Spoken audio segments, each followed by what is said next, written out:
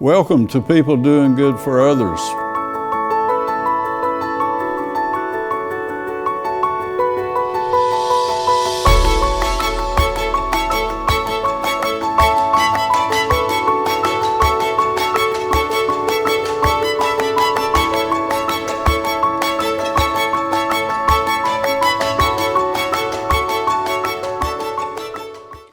Welcome to People Doing Good for Others, where we honor, highlight, and celebrate the lives of those who truly make significant contributions in our communities. I'm Gary York, and I'm grateful to be with you today. People Doing Good for Others is an outreach where we want to make sure that we recognize those who truly matter. I want to thank Wilkes Communications, RiverStreet Productions, and 100.9 WIFM for this honor. My featured guest today is Chuck Smithey. We met after Christmas buying a gift of a cutting board for my wife that he had in a display at the 1915, and I was so impressed by the quality, I wanted to talk to the person who made it. So we were able to connect, and I've been to his shop, and it's just a person of great depth and a person who's mattered in significant ways to a lot of people for years and years and years. So good morning to you, my friend. Good morning. Chuck, I'm glad you're here, and sometimes you just chase something that's really good and just run up on a wonderful person. The career that you've had is just incredible. So I'd like to talk to you, your youth years, and make sure we touch on losing your dad early and how the community just came and embraced you and your mother and family, if you will. Well, thank you, first of all, for having me here today. I grew up in Wilkes County in Northwest World. Was born here. On my mother's side, my great-grandparents moved here in the 1890s. So we've been here a long time. You mentioned about my dad. He was killed in a car accident when I was 2 years old, and that was in the late 50s. And so growing up in the 60s, Mom raised my sister and I by herself, and of course my grandparents were close by and helped, and my uncle and his family, but a lot of good folks in the community. That's one of the blessings of a small town. Had a lot of guys that took me on fishing trips, and I know Buddy Forrester and Bill Casey and Vernon Deal, who was president of the bank, and John Dyer, who worked at the bank, all took me on fishing trips over a number of years, particularly Buddy. His son Ike and I were close friends, and we had a lot of adventures on trips to the coast and fishing locally and hunting locally. Loved fish, and so that was all a good experience. And then I got into Boy Scouts in the 7th grade. And you remember that? The first time you went, or how that happened? The Scouts? Yeah. A bunch of my friends were in Scouts, and they talked to me about it and encouraged me to come. And Buster Bush and Kiffin Hennessy were the Scoutmasters, and we had a fairly large troop, but I just fell in love with it because we got to go on camping trips, and go out of town on camping trips and go to summer camp at Raven Knob, and it was just a great experience. Plus, I learned a ton of things, about first aid and knots, and I still use the knots almost daily, even now. So wow. It was a good experience, and I got my Eagle Award in God and Country, and later in life, my son got into scouting, and I became an assistant. What's his name? Zach. Zach. And he went on to get his Eagle Award, and I was assistant scoutmaster with Gary Jordan's troop, 335, for a number of years. And my daughter was in Girl Scouts, and she got her Gold Award. What's her name? Hannah. Hannah. She's a curriculum specialist with the school system here in Wilkes County, and my son works in Boone in construction and property management. And so it was just a good place to grow up, and a lot of nice people doing a lot of nice things. Chuck Smithey, you have been and are a significant achiever. I mean, we've talked about countless endeavors. Can you remember, or will you remember and share with us, when you realized that you could do things, you know, that things came maybe easy to you, or that hard work mattered, just some of those maybe turning points, if you will, Chuck? Well, my family always was big on education. My mother was a substitute teacher, and she was very much a factor in our education, I think, and my grandparents too. And school was interesting to me, and I did well in school, and went on from there and got into the martial arts late in high school, and I think that was a turning point. Boy Scouts too, all those things had things you did to accomplish ranks, and it just moving up. Yeah, it just felt good to set goals and meet goals, and you know, going through college and everything was a challenge, but I managed to get 2 bachelor's degrees at NC State, and I think just a combination of scouts and martial arts and school and friends, and I was surrounded by a lot of people who were motivated, and I think that helps. Choosing North Carolina State, go there for us, if you will. Well, I was and still am an avid hunter and fisherman. Love the outdoors, always have, and I wanted to major in wildlife biology, and NC State was the only school close by. Clemson had a program, and Virginia Tech did, but I wanted to stay in state, and so I got 1 degree in wildlife biology and 1 in zoology at NC State. And what happened then? Well, I got out of school, and most of those jobs were either with the power company or the government, and the power company weren't hiring anybody at the time, biologists, and the government, that was right after Vietnam ended, and veterans got preference points, which they should have. Sure. But it made it really tough for a guy that hadn't been in the military to get into that system. So I had worked construction in the summers, and ended up going to work with the Redevelopment Commission in North Wilkesboro. They had a position open for somebody to help with housing renovation in the lower income areas. Repairing housing, kind of? Well, we went in, it was a government program that had community development block grant funds, and they used the money to go in and inspect houses and bring them up to code on electrical and everything, and do some other things. And for the elderly, it was a grant program for folks that were working. They could borrow money at 3% interest and do that. And we were, I think while I was there, we renovated about 120 some houses in North Wilkesboro. Wow. So Lowe's, is that right after the housing Well, years? after the housing, we had a lot of houses that were too far gone to fix, and so we were buying those and tearing them down. And a gentleman named Jack Underdown, who was an appraiser in Elkin, I think you knew Jack. I knew Jack. Yeah, I got to know Jack very well, and he taught at Appalachian, and I got interested in the appraisal aspect, and so I went back to school at night and took classes from him, and ended up going to work with him and my cousin, and opened an office in Hickory and did commercial and residential appraisals for 10 years.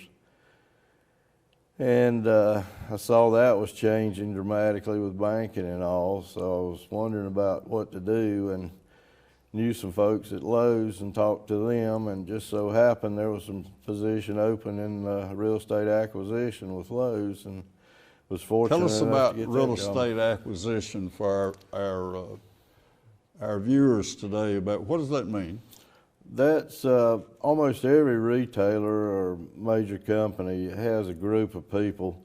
If they're expanding, they have a group that goes out and to various towns and cities across the country as they're directed, and looks for the best sites to locate a store. And that's what we did at Lowe's. Was we went all across the country. So you leave on Monday and come back on Friday kind of thing? Well, it varied. Sometimes I would be in the office for a number of days, and some days I'd be gone all week, and some days part of the week. Okay.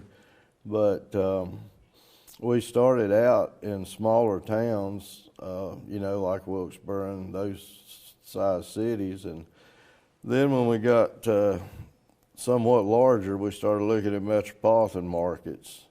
And I think Atlanta and Dallas were the first two that Lowe's went into. I was working in the Midwest and did all the initial stores in St. Louis and Kansas City and Omaha and Wichita and those markets, and then some in Florida and some in Alabama. So it was an interesting career. I learned a lot. It was challenging to try to go and outposition your competition. Outposition. Wow. And it was fun to watch Lowe's grow into the big box stores and all. Tell us about where we were when you joined the company and where it was when you retired. Excuse me. Sure. When I first came to Lowe's in '95, I think there were around 300 stores, something, give or take. And I left in 2011, and we had 1,750 roughly. And you and Larry Stone were good buddies? Larry and I met when I worked for the town of North Wilkesboro. He was store manager at the Cherry Street store where the Board of Education office is now.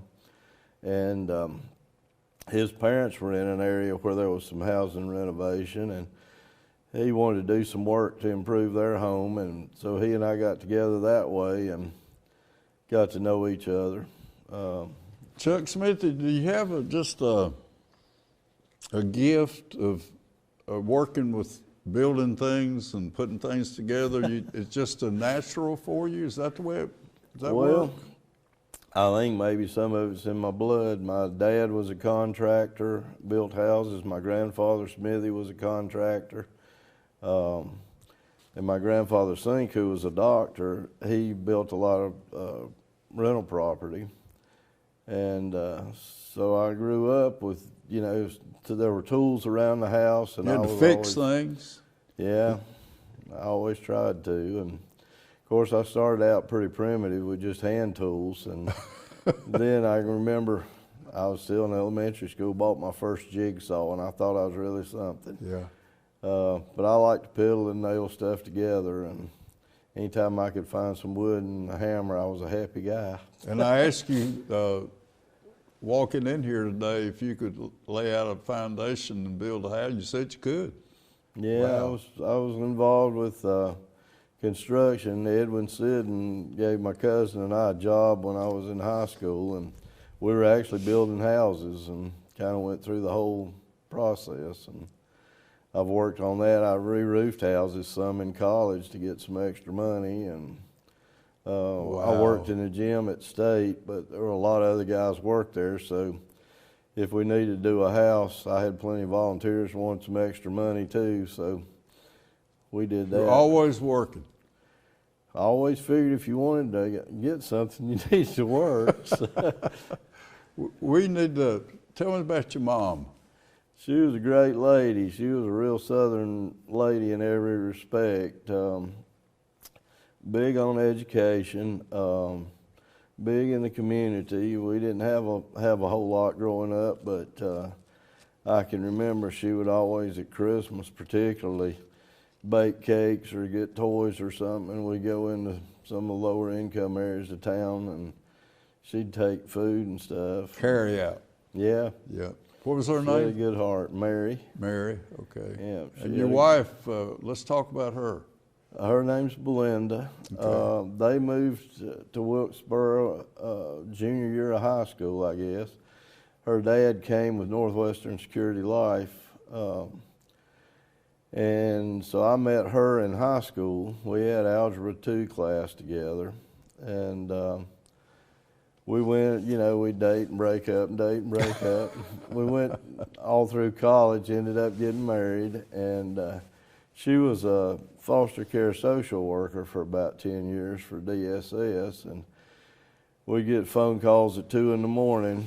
Yep. With a deputy needing to do something, and she moved from that to the community college and taught sociology there for about 20 years. And retired, and now she's still involved. She's teaching mental health first aid classes through CareNet Counseling. I know about that. She's Wonderful outreach. teaching those quite often, actually. Good. She's had quite a few. Chuck, let's kind of fast forward to how we met. And Okay.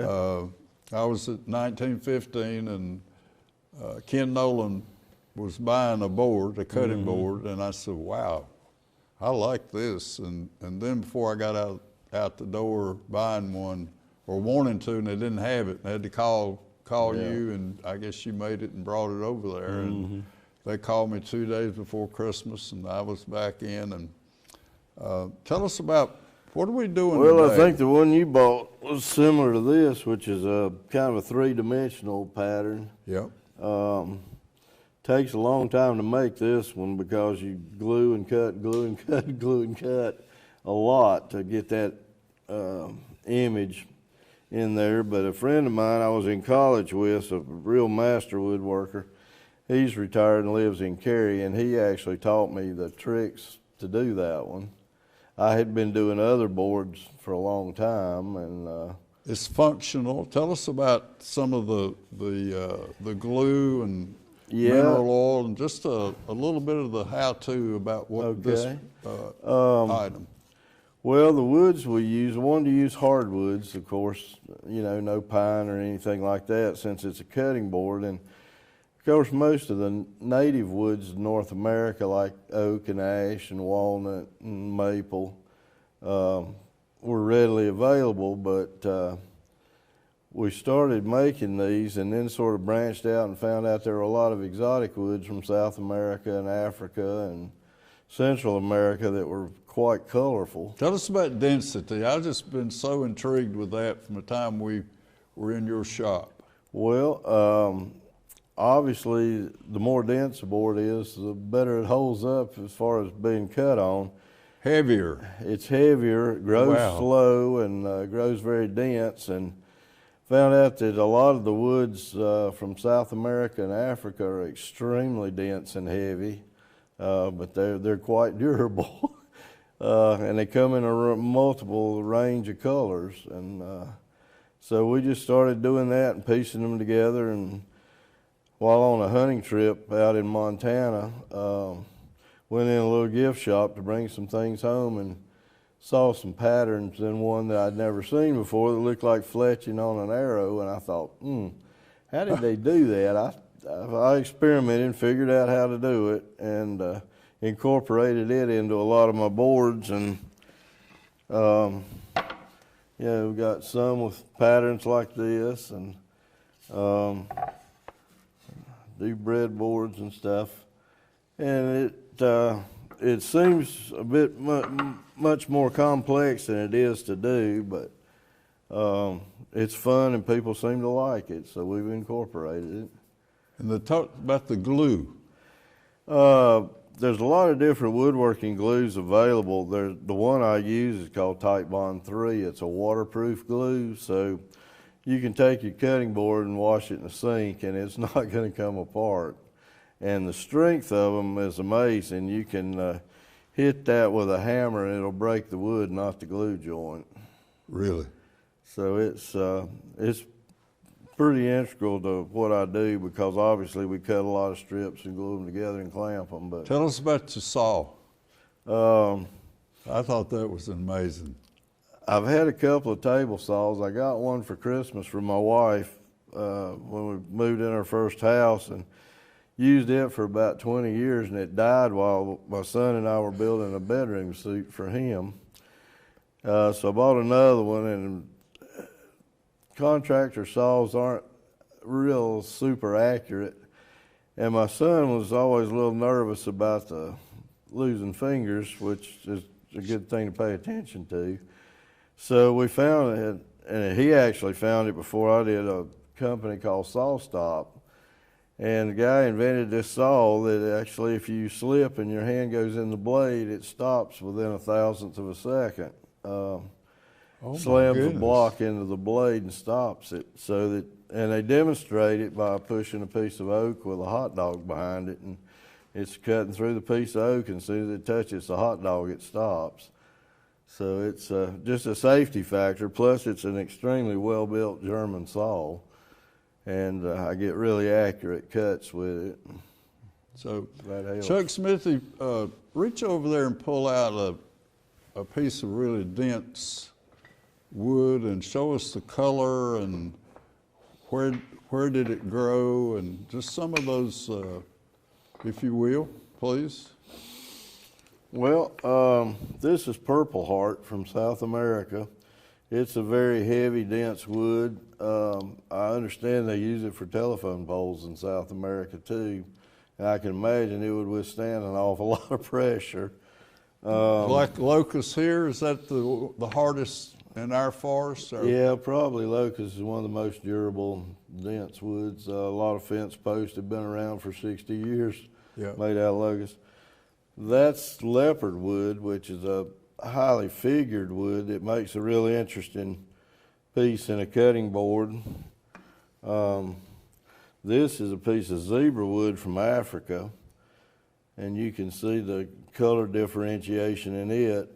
And believe it or not, there's a guy in, did you say Walnut Cove or where, that has a big warehouse, and you can find about anything you want to? Well, there's a couple of places. Steve Wall Lumber Company in Mayodan. Mayodan. Is where I buy a lot of my wood from.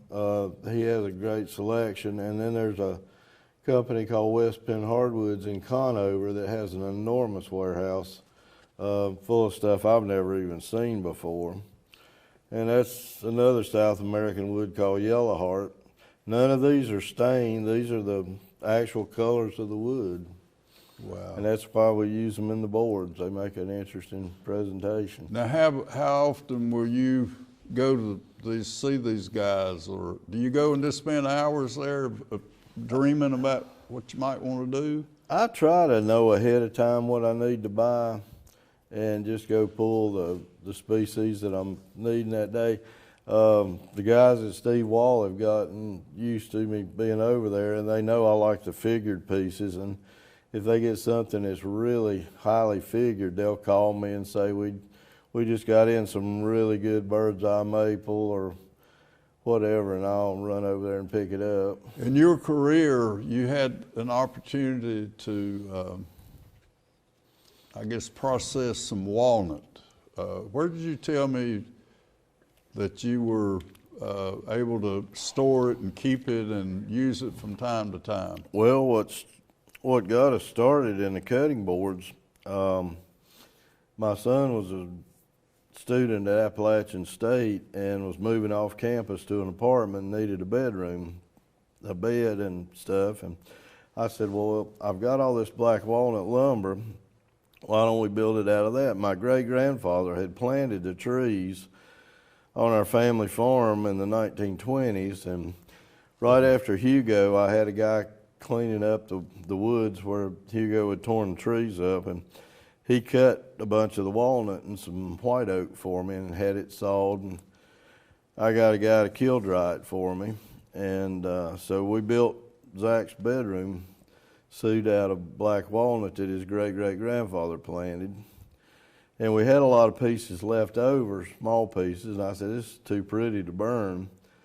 So we decided to make some cutting boards and give as gifts, and people started. So that's how this avocation started, I guess. People started calling and saying, can we buy some? And so we said sure, and we started making them, and then we found these other woods and colors to incorporate, and it just kind of grew from that. It's all been word of mouth, pretty much.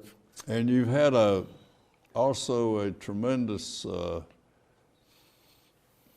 renaissance or idea about the pews at your church. Tell us about that story. I was so intrigued by your stories.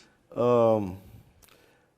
go to Wilkesboro Baptist Church, and a couple of years ago they were going to renovate the sanctuary and take the old pews out, put in more comfortable seating, and do a lot of work. And they asked the congregation if anybody wanted a pew to let them know, and I said, well, I'd like to have one, because I realized they were out of mahogany. They were put in the 1950s, and I ended up with 8 or 9 pews that they gave me that people didn't want. So I took them apart, cut the backs and the seats up and planed them, and it was just beautiful, flawless mahogany. Looked like it had been sawed yesterday.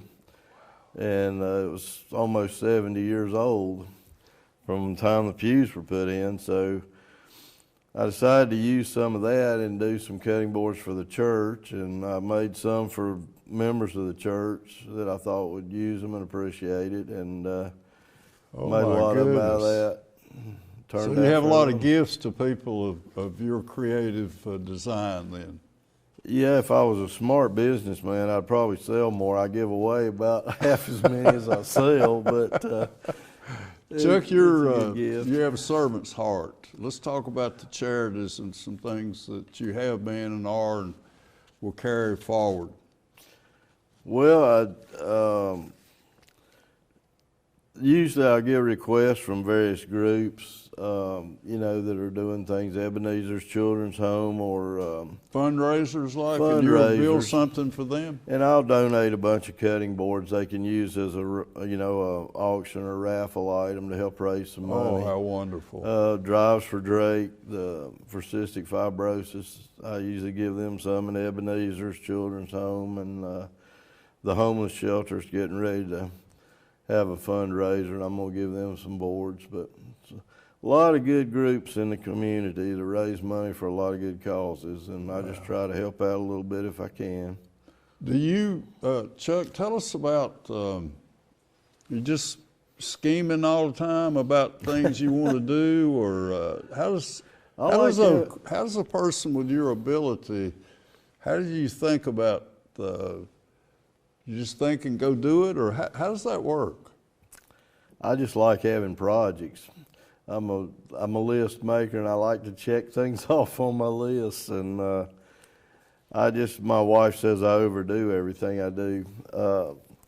We've got a little farm outside of town, and I have a garden and fruit trees and blueberries and stuff, and a lot of flowers and all. And I tend to do it on a little bigger scale probably than I can manage, but I enjoy doing it. You talked about children coming around and wanting to stay. That'd be a wonderful tribute to our audience today to tell us about grandparenting and your soul for helping kids along the way. Well, I'm fortunate enough to have 3 grandchildren. My son and his wife have a little girl that's 3, and my daughter and her husband have a little boy that's 2.5, and a little girl that's 7.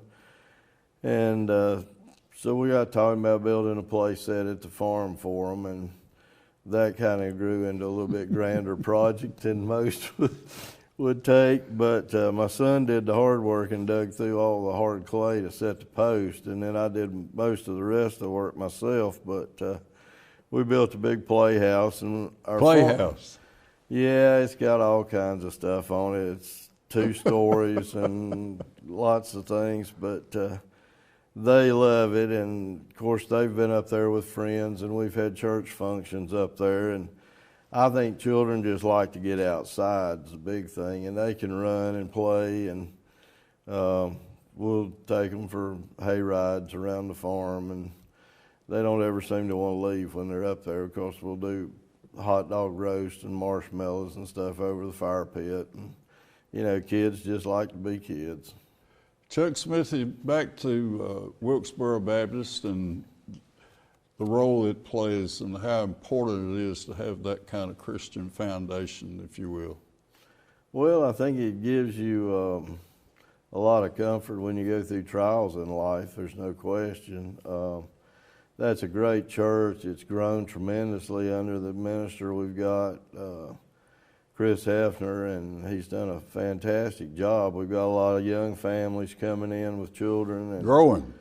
It's growing, and I tell you, if a church has all got hair color like mine, if that's all you see, that's not a good thing. And We got so many kids and young families and older people too, and it's just been a great experience. There's a lot of outreach for mission stuff the church does locally and globally.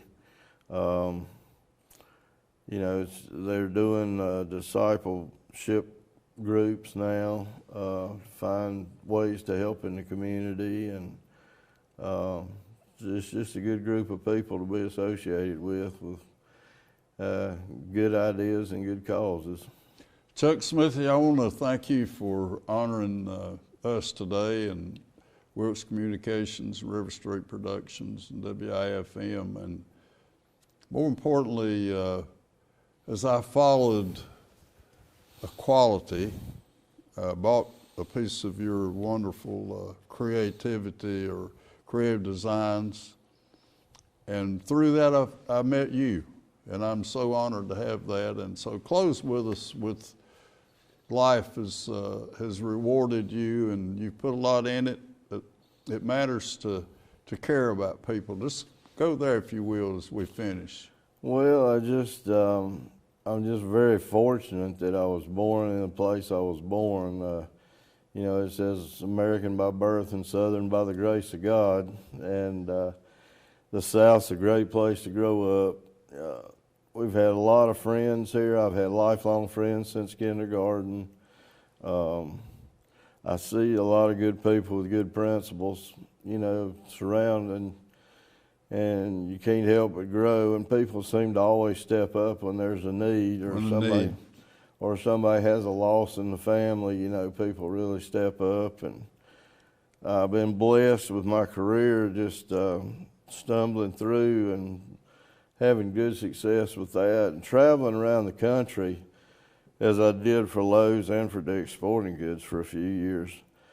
I made a lot of friends around the country. And a lot of wealthy people were good people. I dealt with a lot of super wealthy people because they owned a lot of real estate, but I found out that they were very, very benevolent too in their giving to various causes and people, and a lot of them anonymously.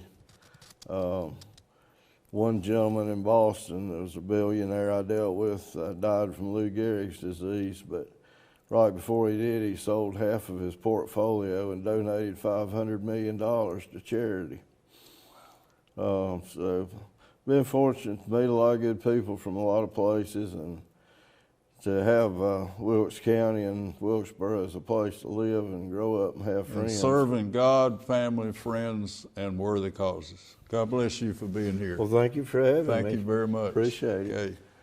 Chuck Smithey, an outreach person here in our community, truly matters in life, and he helps the elderly, he helps his children, he helps grandchildren, and he's a community advocate.